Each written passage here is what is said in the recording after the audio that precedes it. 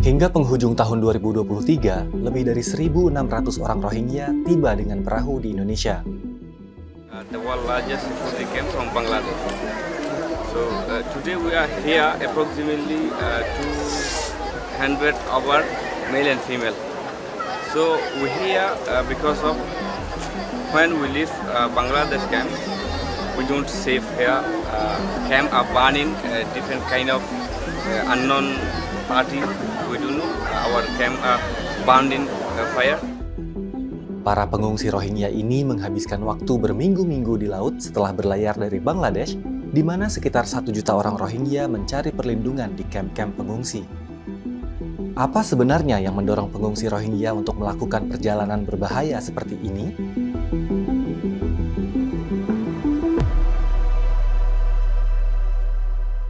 Inilah salah satu kamp pengungsi terbesar di dunia. Pada tahun 2017, ketika kekerasan dan penganiayaan massal meletus di negara bagian Rakhine, Myanmar, ratusan ribu orang Rohingya melarikan diri melintasi perbatasan ke bagian tenggara Bangladesh. Pada awalnya mereka dapat bergerak bebas di sekitar kamp-kamp yang luas ini. Mereka bahkan dapat mencari pekerjaan. Namun, seiring dengan pertumbuhan jumlah pengungsi Rohingya yang masuk, pembatasan terhadap pergerakan mereka pun meningkat. Sekarang pagar berduri mengelilingi kamp-kamp tersebut. Banyak yang mengatakan bahwa mereka harus mematuhi jam malam dan perlu meminta izin untuk meninggalkan kamp mereka. I think Bangladesh has very serious and real concerns. You know, they're an overpopulated country and the refugees have arrived in one of its most poor and fragile areas. Selain situasi yang suram ini, ternyata sebuah kisah yang lebih gelap terungkap.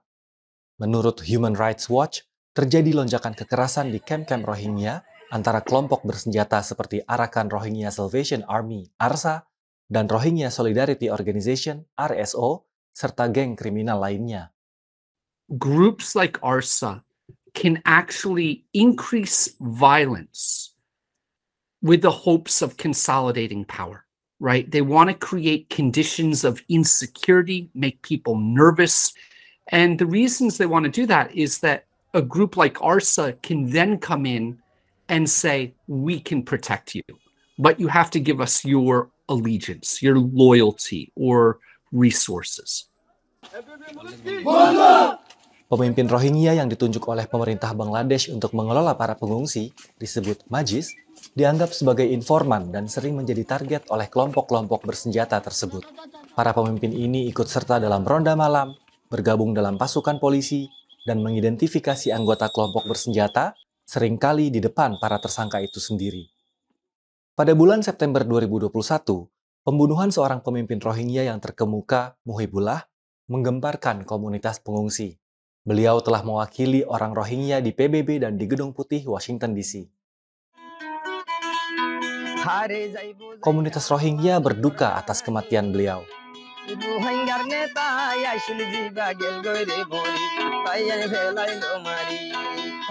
Bisa ini ya no gore area security la yara staff hoito itara ase bile hoy bara soide bile har sarkar madame itara to masjid call gade tan hoye tara khana hina hayro 29 orang telah didakwa dalam pembunuhan Muhibullah. Menurut polisi, pemimpin pemberontak ARSA memerintahkan pembunuhan terhadap Ullah. ARSA membantah tuduhan tersebut. Meskipun tidak ada data resmi, polisi Bangladesh dan Human Rights Watch memperkirakan lebih dari 40 orang Rohingya telah tewas dalam insiden kekerasan pada tahun 2023.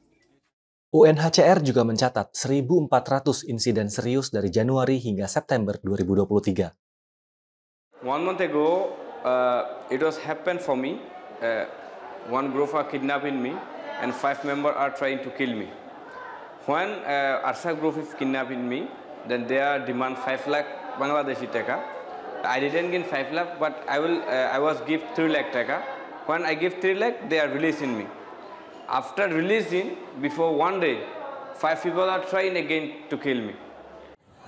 Kamp-kamp yang padat ini juga rentan terhadap kebakaran dan bencana alam yang dapat membuat ribuan pengungsi kehilangan tempat perlindungan. What are the problems? The problem is that this decline in humanitarian assistance makes it more difficult to continuously, for example, renew the shelters. You cannot expect these very flimsy huts where people live to last for very long in this climatic circumstances. So you have to invest money all the time, and that money is becoming short. So conditions are now beginning to regress a bit. Bantuan global untuk Rohingya turun secara tajam pada tahun 2023 karena negara-negara donor mengalihkan prioritas mereka ke perang di Ukraina. Program Pangan Dunia atau WFP juga harus memotong alokasi makanan untuk setiap orang dari sekitar Rp180.000 menjadi Rp120.000 per bulan karena kekurangan dana.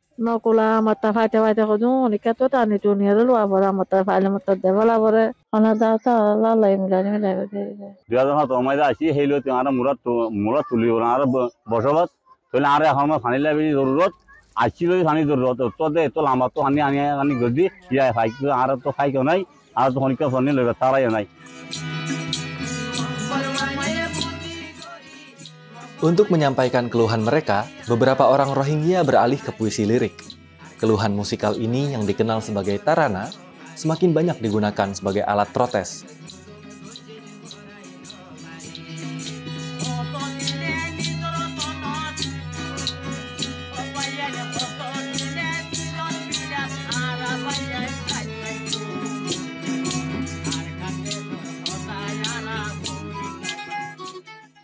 Hidup semakin sulit di kamp-kamp pengungsi, tetapi tidak ada jalan keluar yang mudah. Menurut UNHCR, setidaknya 348 orang Rohingya meninggal atau hilang di laut pada tahun 2022. Dan untuk kedatangan terbaru di Aceh, penduduk setempat menolak Rohingya berlabuh. Kehadiran pengungsi karena memang kami tidak ada tempat yang layak untuk menampung mereka. Karena pengalaman yang beberapa lalu, mereka memang tidak tertib. Mereka sewaktu-waktu melarikan diri, dan kami mengkhawatirkan takutnya terjadi hal-hal yang tidak diinginkan.